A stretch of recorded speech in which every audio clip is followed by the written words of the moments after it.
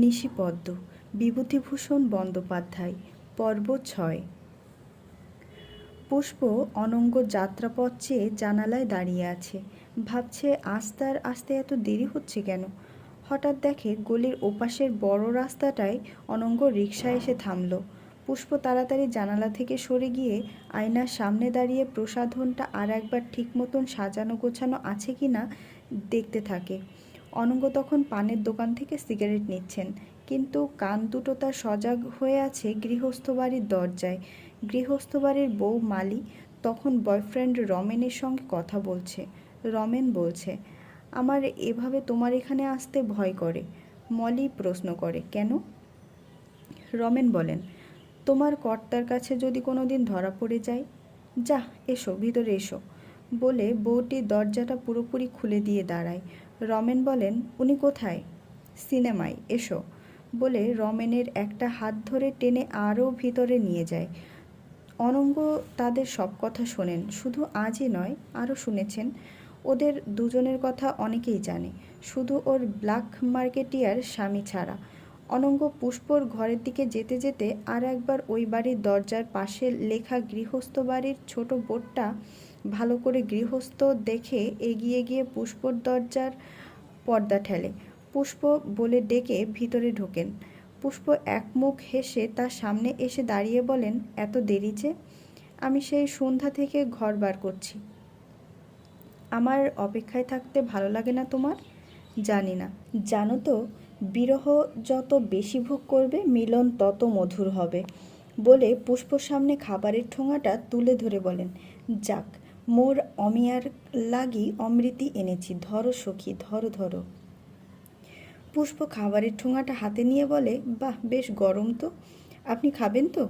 অনঙ্গ বলেন, মিষ্টি ফিষ্টি আমার ভালো লাগে না বলে পুষ্পকে একটু কাছে টেনে তার চিবুক ধরে বলেন, তোমার এই মিষ্টি মুখটি দেখলেই প্রাণটি একেবারে ঠান্ডা। পুষ্প ভুতুর কথা ভেবে বলেন, কালকে বেশ ভালো দেখে ফুলকপির সিঙাড়া আর সন্দেশ নিয়ে আসবেন তো। নিশ্চয় আনবো, তুমি যা হুকুম করবে তাই আনবো। বলতে বলতে অনঙ্গ বিছানায় আধশোয়া হয়ে গা এলিয়ে দেন। পুষ্প খাবারের ঠোঙাটা রেখে আলমারি খুলে হুইস্কি, সোডা, গেলাস ইত্যাদি অনঙ্গ সামনে টেবিলটায় রাখতে রাখতে বলে, আপনার জন্য গরম গরম কাটলেট আনাই? না। না মানে? মানে অম্বল হবে। সে যাই হোক, খালি পেটে আপনাকে আমি ওসব গিলতে দিব না। কাটলেট না খান, কি খাবেন বলুন? অনঙ্গ একটু চুপ করে থাকেন। তার মনে পড়ে আজকে সন্ধ্যায় সুধাংশুর বলা কথাগুলো। অফিস থেকে ফেরার আগে সুধাংশুর স্ত্রী সুধাংশুর জন্য অপেক্ষা করে থাকেন। বাড়ি ফিরলে যত্ন আত্তি করে তাকে লুচি আর আলু চচ্চড়ি করে খাওয়ায়। কত সুখী সুধাংশু, কত সুখের সংসার তার। আর অনঙ্গর অদৃষ্টে ঠিক তার উল্টো। সুখ শান্তির জায়গায় অশান্তিতে ভরে উঠেছে তার মন। অতি আধুনিকা স্ত্রীর সংসার তার, হাঁপিয়ে উঠেছে অনঙ্গর জীবন। তাই তো তিনি ছুটে আসেন এইখানে। যে সুখ শান্তি থেকে তিনি বঞ্চিত, সেই সুখ শান্তি তিনি খুঁজে পান পুষ্পর কাছে। পুষ্প জীবনে কারো কাছ থেকেই ভালোবাসা পায়নি। অনঙ্গবাবুর ভালোবাসা যেন তাকে ধন্য করেছে। তাই অনঙ্গ সেবায় পুষ্প বিলিয়ে দিয়েছি নিজেকে। অনঙ্গ সুধাংশুর কথা ভেবে বলেন, একটা জিনিস খাওয়াতে পারো? পুষ্প সাগ্রহে প্রশ্ন করে, কি? বেশ গরম লুচি আর আলু চচ্চড়ি। পুষ্প অবাক হয়। যে লোক অম্বল হওয়ার ভয়ে কাটলেট খেতে চাইছেন না, সেই লোক আলু চচ্চড়ি খেতে চাইছেন। তার উপর আজ পর্যন্ত তো কোনো দিন অনঙ্গবাবু খাওয়ার ব্যাপারে কোনো ফরমাইশ করেননি। এইসব ভেবে অধিকতর বিস্মিত হয়ে আর খুশি হয়ে বলেন, সে কি, আপনি খাবেন লুচি আলু চচ্চড়ি? আমি এক্ষুনি করে দিচ্ছি। যত তাড়াতাড়ি সম্ভব পুষ্প সযত্নে লুচি আলু চচ্চড়ি তৈরি করে খাওয়ালো অনঙ্গকে। অনঙ্গবাবুও খুব তৃপ্তি করে খেয়ে বললেন, জানো পুষ্প, অনেক ভালো ভালো দামি দামি জিনিস খেয়েছি, খাই, কিন্তু আজকে তোমার হাতের এই লুচি আলু চচ্চড়ির স্বাদ যতদিন বেঁচে থাকবো মুখে লেগে থাকবে। পুষ্প বলে, অত বাড়িয়ে বলবেন না, আমার অহংকার বেড়ে যাবে। সামান্য পাড়াগাঁয়ের মেয়ে আমি, তার উপর চিরটাকাল আমার কেটেছে গরিবের ঘর সংসারে। ভালো খাবার করতে আর শিখলাম কোথায়? অনঙ্গ বলেন, যাক, তাহলে আজ উঠি। আসুন বলে পুষ্প অনঙ্গবাবুর সঙ্গে উঠে দাঁড়ায়। হঠাৎ তার মনে পড়ে ভূতু বাসি সিঙ্গারাগুলো খেতে চেয়েছিল। তাকে পুষ্প কথা দিয়েছে কাল তার জন্য ভালো সিঙ্গারা আনিয়ে রাখবে। তাই অনঙ্গকে বলে, কাল একটু সকাল সকাল আসবেন, আর খুব ভালো দেখে ফুলকপির সিঙ্গারা আনবেন। অনঙ্গ খুব খুশি হয়ে বলেন, ঠিক আছে, খুব ভালো সিঙ্গারা আনবো, আর সন্ধ্যা 6টার মধ্যেই আসবো। বলে অনঙ্গ গিয়ে রিকশাতে ওঠেন। পুষ্প তার যাওয়ার দিকে চেয়ে কপাটের পাঠ ধরে দাঁড়িয়ে থাকে। পরদিন বিকাল থেকেই পুষ্প চঞ্চল হয়ে ওঠে। ভূতু তো এখনও এলো না। পুষ্প বারবার ভূতুদের বাড়ির দিকে তাকায়, কিন্তু ভূতুকে দেখতে পায় না। ভূতুর সৎ ভাই বোনরা খেলছে, কিন্তু ভূতু। এদিকে অনঙ্গবাবুরও তো আসার সময় প্রায় হয়ে এলো। ওমা, এ কি, ঘড়িতে তো 6টাই বাজে। অনঙ্গবাবু এক্ষুনি এসে পড়বেন, অথচ সাজগোজ তো দূরের কথা, মাথার চুলটা পর্যন্ত এখনো ভালোভাবে আঁচড়াতে পারেনি। ওদিকে অনঙ্গবাবু তখন গলির মুখটায় রিকশা থেকে নামছেন।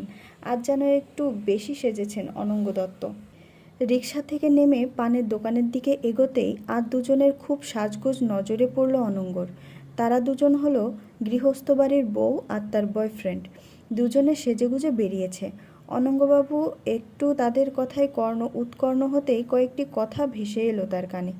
বউটি বলছে, তাড়াতাড়ি চলো, ওই এখুনি এসে পড়বে। ছোকরাটির কথা শুনে আজ তাকে একটু বেপরোয়াই মনে হলো। সে বলল, আসুক না, তোমার কর্তাকে আমি ভয় করি না।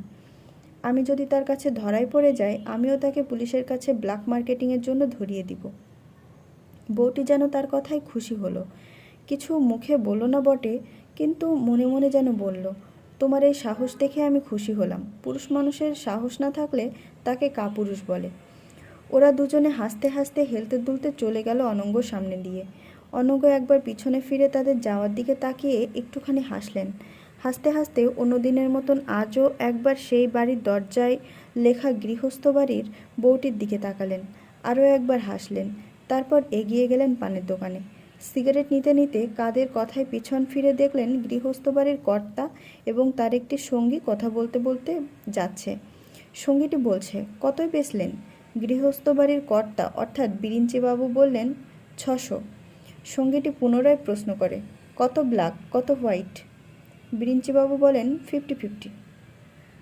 সঙ্গী বলে, গুড, জানবে। বলে বিরিঞ্চিবাবু এগিয়ে গিয়ে তার বাড়ির দরজায় কড়া নাড়ে। দরজা খুলে দিল একটি বাচ্চা চাকর। অনঙ্গ ওদের দিকে বক্র দৃষ্টিতে তাকাতে তাকাতে পুষ্পর ঘরের দরজায় গিয়ে কড়া নাড়েন। ব্যস্তভাবে দরজা খুলে দিল পুষ্প।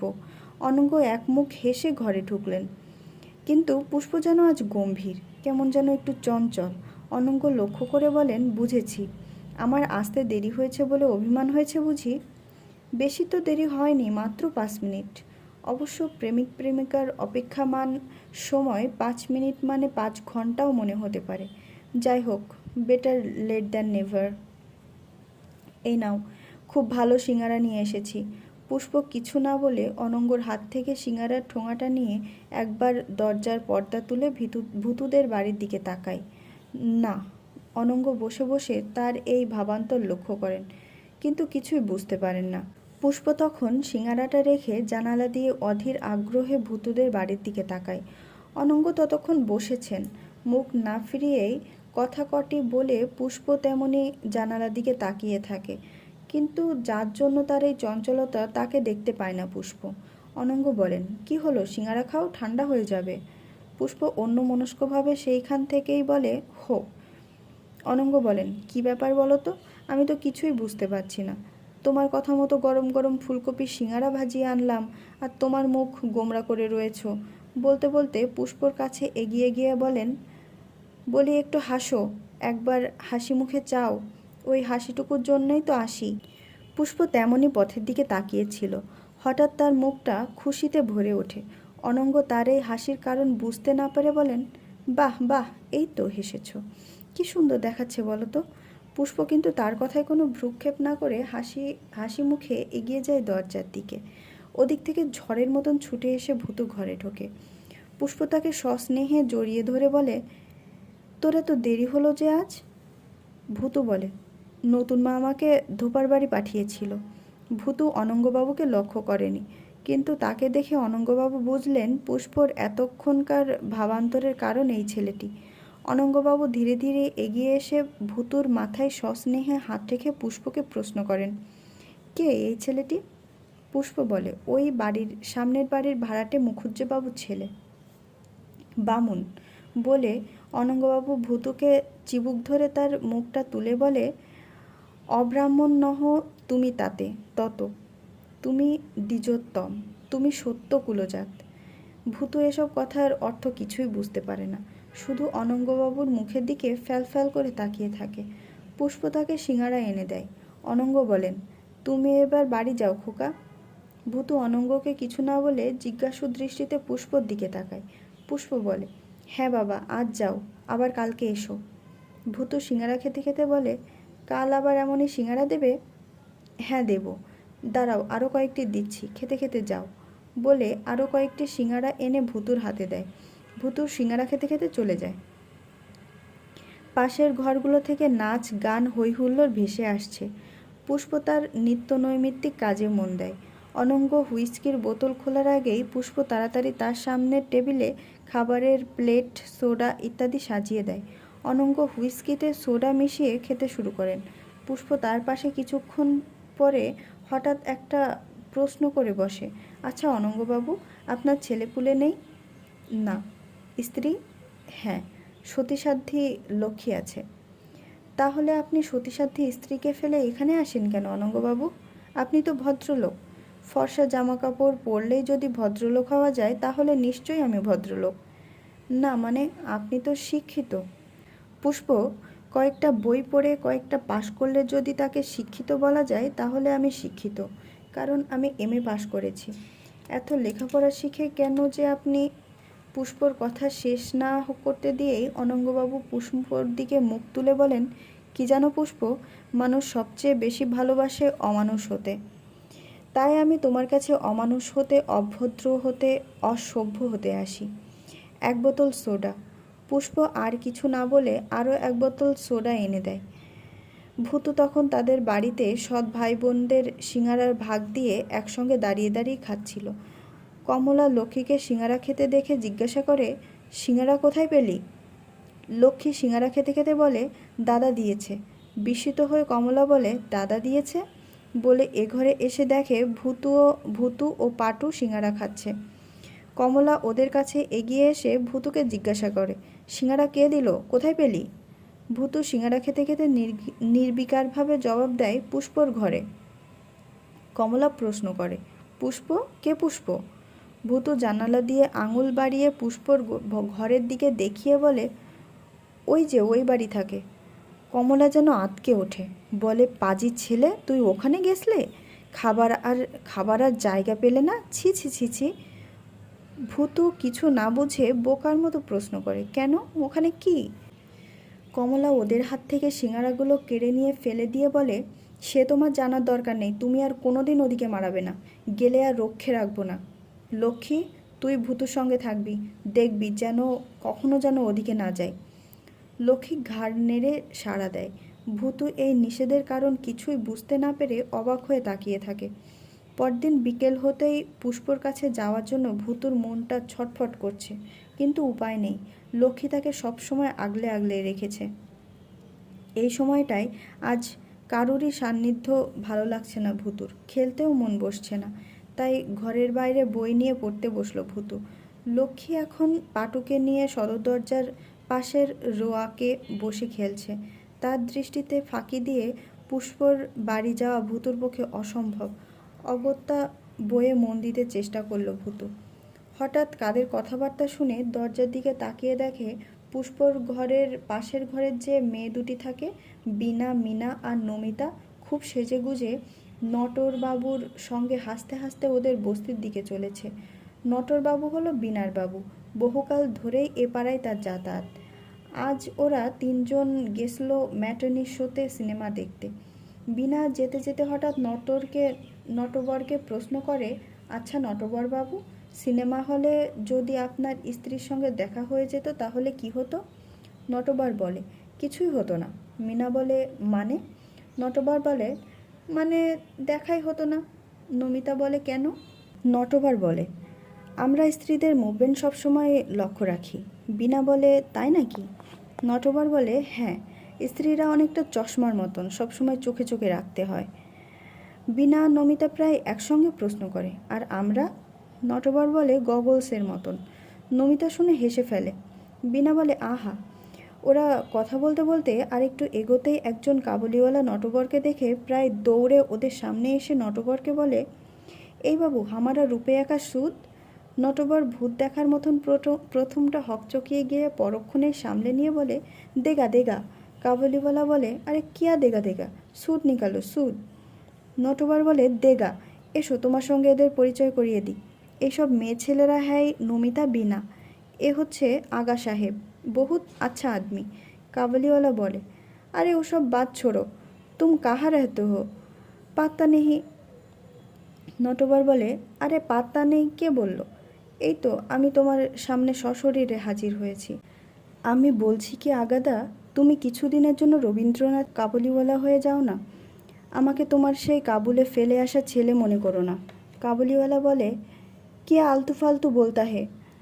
নটবর বলে, আরে আলতু ফালতু তো পরে বলবো, একটু পরে বলবো, এখনও তো পেটে কিছু পড়নি। কাবুলিওয়ালা বলে, হাম কাল সাভার মে তুমহারা ঘর মে জায়গা, জরুর যেও। না গেলে আমি খুব রাগ করব, বলে বিনা ও নবিতার সঙ্গে এগিয়ে যায় নটবর। বিনা বলে, নটবর বাবু, আপনি কাবুলের কাছ থেকে টাকা ধার করেন? নটবর বলে, তোমাদের কাছে আসতে হলে কাবুলদের দ্বারস্থ হতে হয়। নবিতা বলে, তার মানে? নটবর বলে, মানে তোমাদের কাছে যারা যায় তারা উজবুক, তাই তোমাদের আস্তানার নাম উজবেকিস্তান। অবাক হয়ে বিনা বলে, উজবেকিস্তান? নটবর বলে, হ্যাঁ, আর ওই উজবেকিস্তানে যেতে হলে যেতে হয় ভায়া কাবুল। বিশ্বাস না হয় ম্যাপ খুলে দেখো। নমিতা বলে, বিনাদি। বিনা বলে, কি? নমিতা বলে, ফুচকা খাবে? বিনা বলে, কোথায় ফুচকাওয়ালা? নমিতা আঙুল বাড়িয়ে বলে, ওই যে। বিনা অদূরে একটা ফুচকাওয়ালাকে দেখে নটবরকে বলে, নটবর বাবু। নটবর বলে, বুঝেছি, কিন্তু আমার পেটে যে এখনও মা কালী পড়েনি, মেজাজটা নেতিয়ে রয়েছে। হবে হবে, এই ফুচকাওয়ালা বলে। বিনা এগিয়ে যায় ফুচকাওয়ালার কাছে, নমিতাও যায়, অগত্যা নটবরকেও যেতে হয়।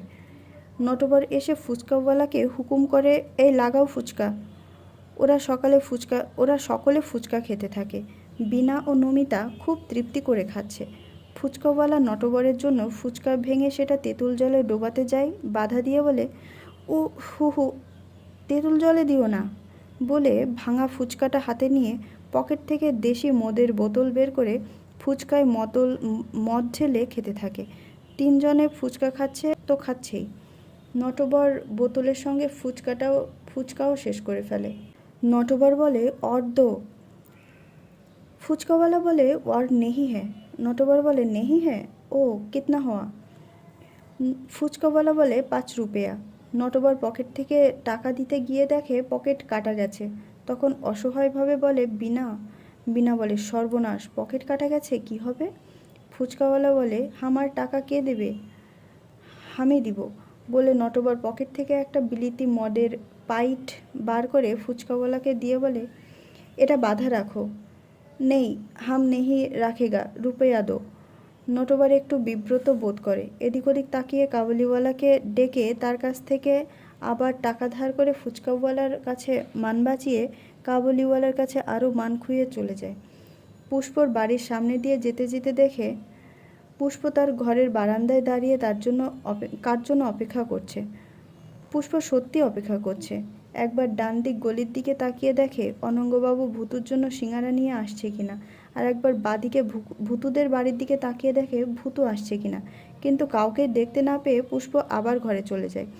একটু পরেই বড় একটা খাবারের ঠোঙা হাতে অনঙ্গবাবু বলতে বলতে আসেন, পুষ্প, আজ সিঙ্গারার সঙ্গে গজাও এনেছি, ধরো, তোমার ছেলে কোথায়? পুষ্প ঠোঙাটা অনঙ্গর হাত থেকে নিয়ে বলে, ঠাট্টা করছেন? অনঙ্গ বলেন, ঠাট্টা আমি করছি না বাবা, তুমি নিজেই নিজের সঙ্গে ঠাট্টা করছো। পুষ্প আর কিছু না বলে খাবারের ঠোঙাটা জল চৌকির উপরে রেখে তারপর একটা ডিশ ভালো করে ধুয়ে এনে তাতে কয়েকটি সিঙ্গারা ও গজা আলাদা করে রাখতে রাখতে অনঙ্গকে জিজ্ঞাসা করে, আপনি এখন কিছু খাবেন? অনঙ্গ বলে, না না, আগে যার জন্য এনেছি তাকে খাওয়াও, আমি তো এখন চিনির বলদ। ও কথা কেন বলছেন? তার জন্য তো রাখছি। বলে পুষ্প ভুতুর জন্য রাখা সিঙাড়া ও গজার ডিশটা হাতে নিয়ে জানালার দিকে তাকায়। কিন্তু ভুতুর এখনো পাত্তা নেই। ওই যে রোয়াকে বসে ওর সৎ ভাই বোনরা খেলছে, রাস্তার অনেক লোকজন যাতায়াত করছে, পাশের পার্কটায় ছেলেরা খেলছে, ওদের মধ্যেও ভুতু নেই। পুষ্পর দৃষ্টি শুধু ভুতুকে খুঁজছে। অনঙ্গ লক্ষ্য করে বলেন, কি হলো, ছেলে আসেনি বুঝি? পুষ্প কিছু না বলে তেমনি খাবারের ডিশটা হাতে নিয়ে জানালার গড়ার ধরে দাঁড়িয়ে থাকে। অনঙ্গ কিছুক্ষণ পরে একটু বিরক্ত হয়ে বলেন, না, খুদে ছেলে দেখছি আমার লাইফটাই মিজারেবল করে দিল। পুষ্প যেমন ভুতুর অপেক্ষায় পথ চেয়ে রয়েছে, ওদিকে ভুতুও তার কাছে আসার জন্য চঞ্চল হয়ে উঠেছে। সৎ মায়ের দৃষ্টিকে এড়িয়ে লক্ষ্মী ও পাটুর দৃষ্টিকে ফাঁকি দিয়ে পুষ্পর বাড়িতে যাওয়ার জন্য ভুতু ধীরে ধীরে বাইরে এসে দাঁড়ালো। তাকিয়ে দেখে পুষ্প জানালের গড়ার ধরে এদিকেই তাকিয়ে আছে। ভুতু পা টিপে টিপে এগিয়ে যাচ্ছে। পুষ্পর মুখ খুশিতে ভরে ওঠে। ভুতু আসছে। লক্ষ্মী ও পাটু অন্যদিকে তাকিয়ে আপন মনে খেলছে। ভুতু তাদের দিকে লক্ষ্য রেখে ধীরে ধীরে পুষ্পর বাড়ির সামনের দিকে এগোচ্ছে। আর একটু যেতে পারলেই ভুতু এক দৌড়ে পুষ্পর কাছে গিয়ে পৌঁছাবে। এমন সময় লক্ষ্মী তাকে দেখে ফেলে। দাদা, তুমি আবার যাচ্ছ ওখানে? মাকে বলে দেব। মা! লক্ষ্মীর ডাক শোনার সঙ্গে সঙ্গে কমলা জানালায় মুখ বাড়িয়ে ধমকে বলে, এই কোথায় যাচ্ছিস? ভুতু লক্ষ্মীর কথা অগ্রাহ্য করে ছুটে যেতে চাচ্ছিল। কমলার চিৎকার শুনে থমকে দাঁড়ায়। কমলা রক্তচক্ষু করে আরও চিৎকার দিয়ে বলে, এদিকে আয় হতভাগা। ওখানে গেলে ওই নরকের দিকে আর এক পা বাড়ালে তোর ঠ্যাং ভেঙে দিব। ভুতুর আর এক পা এগিয়ে যাওয়ার সাহস নেই। করুণ চোখে পুষ্পর দিকে তাকিয়ে দেখে পুষ্প মিলান মুখে তার দিকে তাকিয়ে আছে। ভুতুর মনটা ছুটে যেতে চায় তার কাছে, কিন্তু উপায় নেই। কমলা আর একবার ধমকে চিৎকার করে উঠতেই ভুতু ধীরে ধীরে ঘরের দিকে ফিরে এলো। পুষ্প চোখ দুটো জলে ভরে আসে। কমলার কথাগুলো তার কানে এসেছে। লজ্জায় অপমানের দুঃখে পুষ্পর অন্তরাত্মা ঠুকরে ঢুকরে কেঁদে উঠতে চায়। কোনো রকমে সেটাকে চেপে রেখে ভুতুর জন্য রাখা সিঙাড়া গজার ডিশটা একটা টেবিলের উপর রেখে আঁচল দিয়ে চোখ মুছতে থাকে। অনঘা এতক্ষণ সব কিছু লক্ষ্য করছিলেন। পুষ্পর কাছে এসে সান্ত্বনা দিয়ে বলে, পুষ্প, কেঁদো না। I hate tears. একটা কথা বলবো? তুমি মিথ্যে মরীচিকার পিছনে ছুটছ পুষ্প। তুমি মরবে। পুষ্প কান্না ভাঙা গলায় বলে, মরতে কি কিছু বাকি আছে অনঙ্গবাবু? তা আছে বই কি, তা না হলে অনঙ্গ দত্ত তোমাকে মাসোহারা দিয়ে রাখবে কেন? বলে অনঙ্গবাবু আর একটু কাছে এসে দাঁড়ালো পুষ্পর। পুষ্প সজল চোখে বলে, আপনি বিশ্বাস করুন অনঙ্গবাবু, এইভাবে মরতে আমি চাইনি। আমি চেয়েছিলাম স্বামী পুত্র নিয়ে সংসার করতে, কিন্তু আমার পোড়া অদৃষ্টে কিছুই হলো না। বলতে বলতে ঝরঝর করে কেঁদে ফেলল পুষ্প। এমন সময় বাইরে থেকে কাদের কথা শুনে অনঙ্গ ও পুষ্প জানালা দিয়ে বাইরের দিকে তাকিয়ে দেখে সেই গৃহস্থ বাড়ির সামনে বিরিঞ্চিবাবু আর একজন ভদ্রলোক অফিস থেকে ফিরলেন। ভদ্রলোক পুষ্পর বাড়ির দিকে দেখিয়ে বিরিঞ্চিবাবুকে বলছেন, তোমাদের এই পাড়ায় থাকতে ঘেন্না করে না? বিরিঞ্চিবাবু বলেন, করে, খুব করে। বাড়ি আমার তৈরি হচ্ছে, যতদিন শেষ না হয় এই নরকেই থাকতে হবে। নরক? সত্যি নরক? এখানে কোনো ভদ্রলোক বাস করতে পারে? বলে ভদ্রলোক পুষ্পর দিকে প্রায় তাকিয়েই কথাগুলো বলতে বলতে চলে যান। বিরিঞ্চিবাবু বাড়িতে ঢুকে যায়। পুষ্প অনঙ্গবাবুকে বলে, এর নাম আমাদের বেঁচে থাকা অনঙ্গবাবু? পৃথিবী শুদ্ধ লোকের ঘৃণার পসরা মাথায় নিয়ে অপমান সহ্য করে সারা সমাজের লোকের ফুৎকার গায়ে মেখে এইভাবে বেঁচে থাকার নাম বেঁচে থাকা? এর চেয়ে মরে যাওয়া অনেক ভালো। অনঙ্গ বলেন, অত উতলা হয়েও না পুষ্প। সমাজের তুমি কতটুকু রাখো? পৃথিবী শুদ্ধ লোকের চরিত্রের তুমি কতটুকু জানো? দিনরাত তো এই গৃহস্থ বাড়ির বইয়ের ব্যাপার দেখছো। ওরকম শুধু একটি বাড়িতেই হচ্ছে না, অসংখ্য বাড়িতে ভদ্রতার সাইনবোর্ড উপরে রেখে ভিতরে চলছে জঘন্যতম নোংরামি। তোমরা তাদের চেয়ে অনেক শুদ্ধ, অনেক পবিত্র। যে ভদ্রলোক আমাদের দেখে নরক নরক বলে চলে গেলেন তাকে আমি চিনি। কতদিন সোনাগাছি আর রামবাগানের ড্রেনে পড়ে থাকতে দেখেছি।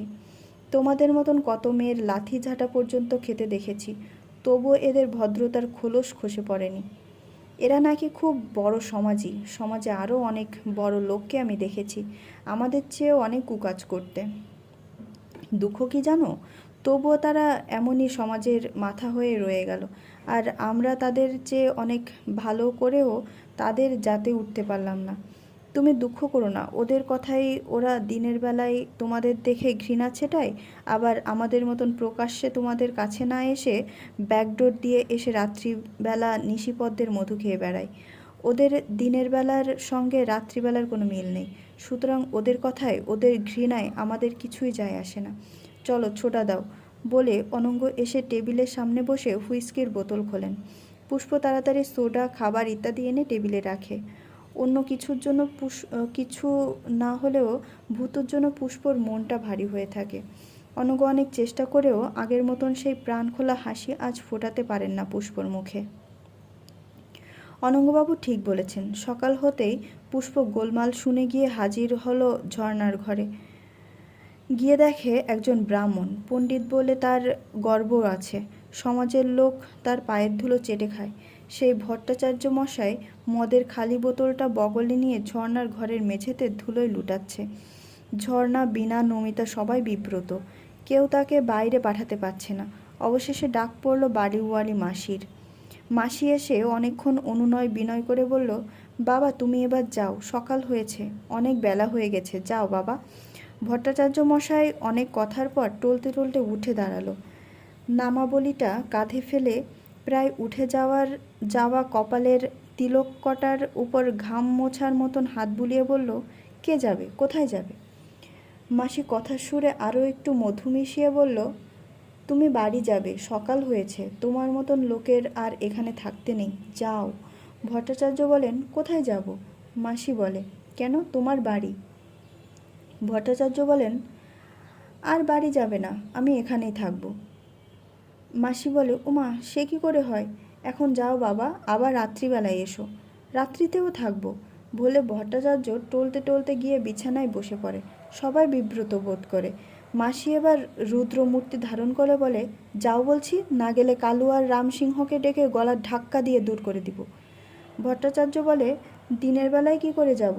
আমি একজন পণ্ডিত না? আমি এখন হুতম প্যাঁচা হয়ে গেছি।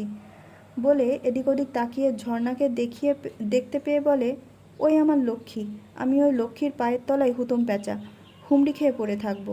বলে ভট্টাচার্য সত্যি সত্যি ঝর্নার পায়ের হুমড়ি খেয়ে পড়ে। পুষ্প মুখে আঁচল চাপা দিয়ে হাসতে হাসতে নিজের ঘরে ফিরে আসে। এমন সময় তার ঘরে কড়া নাড়ার আওয়াজ হয়। পুষ্প দরজা খুলে দিয়ে দেখে এক যুবক দাঁড়িয়ে। যুবকটি পুষ্পকে প্রশ্ন করে, আচ্ছা, এখানে পুষ্প দেবী বলে কেউ আছেন? আমি পুষ্প। কি বলবেন বলুন? আপনার সঙ্গে একটা জরুরি কথা আছে। আসুন, ভিতরে আসুন। যুবকটি ভিতরে এসে বলে, আচ্ছা, অনঙ্গ দত্ত এখানে আসেন? পুষ্প অনঙ্গবাবুর নামটা শুনে একটু গম্ভীর হয়ে যায়। বলে, আপনি কে? যুবকটি বলে, আগে আমার কথার উত্তর দিন, অনঙ্গ দত্ত এখানে আসেন? হ্যাঁ আসেন। আপনি কে? কিন্তু আপনি কে? আমি তার শালা। অনঙ্গ দত্ত আমার ভগ্নিপতি। আমার দিদির ইচ্ছে নয় জামাইবাবু এখানে আসেন। আপনার দিদি অনঙ্গবাবুকে আসতে দেন কেন? উনি জোর করে আসেন। জোর করেই যদি আসেন, তাহলে আমি কি করতে পারি বলুন? আমি তো তাকে আসতে বলি না। আপনি তাকে আসতে দেবেন না। আমি তাকে আসতে না দিলেই কি আপনারা তাকে ধরে রাখতে পারবেন? কলকাতা শহরে তো আমি একা নই। আমরা খুব ভালো করে জানি আপনি ছাড়া উনি আর কারো কাছে যাবেন না। তাই আপনাকে বলছি, আপনি ওকে আসতে দেবেন না। আমি তাকে বারণ করতে পারবো না। তা পারবেন কেন? আপনাদের তো ভাই নেই, ছেলেও নেই। আপনি আমাদের দুঃখ বুঝবেন না। আপনাদের কাছে টাকাই সব। এমন সময় বাড়িওয়ালি মাসি ঘরে এসে ঢোকে। বলে, কে হে তুমি? তত্ত্বকথা শোনাতে এসেছো? যুবক বলে, আমি অনঙ্গবাবুর সম্বন্ধী। বাড়িওয়ালি বলে, সম্বন্ধী? তাই এখানে কি কুটুম্বিতা করতে এসেছো? যুবকটি বাড়িওয়ালির শ্লেষপূর্ণ কথা শুনে রেগে যায়। বলে, মুখ সামলে কথা বলবেন। বাড়িওয়ালিও রেগে গিয়ে বলে, বারে, আস্পর্ধা তো কম নয়। আমার বাড়িতে এসে আমাকে চোখ রাঙাচ্ছে। বেরোও আমার বাড়ি থেকে। পুষ্প বিব্রত হয়ে বলে, মাসি, মাসি চুপ করো। বলে ছেলেটির দিকে ফিরে বলে, আপনি যান, আমি কথা দিচ্ছি অনঙ্গবাবু আর এখানে আসবেন না। হ্যাঁ, দয়া করে তাই করবেন। বলে যুবকটি গটগট করে চলে যায়। বাড়িওয়ালি অবাক হয়ে বলেন, এ কী করলি পুষি? ওই এক ফোঁটা ছোড়ার ভয়ে অনঙ্গবাবুকে তাড়িয়ে দিবি?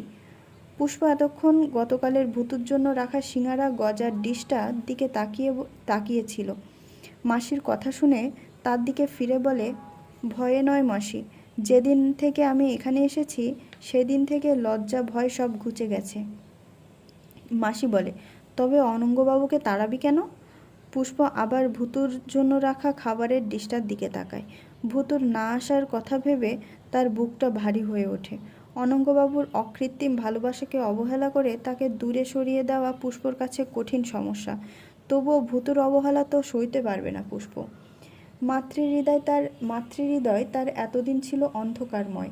পুষ্প স্নেহ বুভুক্ষিত অন্ধকার অন্তরে ভূতকে পেয়ে জ্বলেছিল ক্ষীণ আশার আলো। কোনো কারণেই সেই আলো আর নিভতে দিতে চায় না পুষ্প। অনঙ্গবাবুকে ছেড়ে থাকতে তার কষ্ট হবে, কিন্তু ভূতকে বুকে পেয়ে তাকে ছেড়ে দেওয়াও আজ পুষ্পর কাছে অসম্ভব।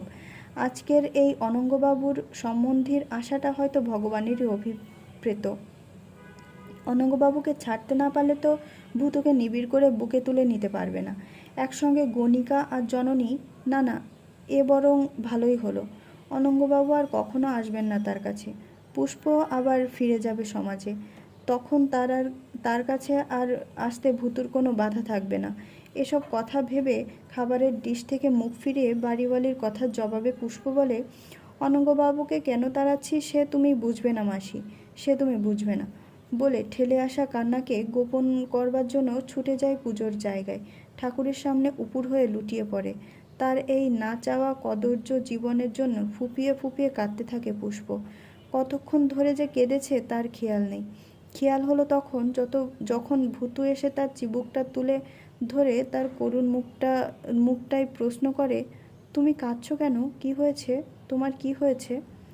তুমি এমন করে কাঁদছো কেন?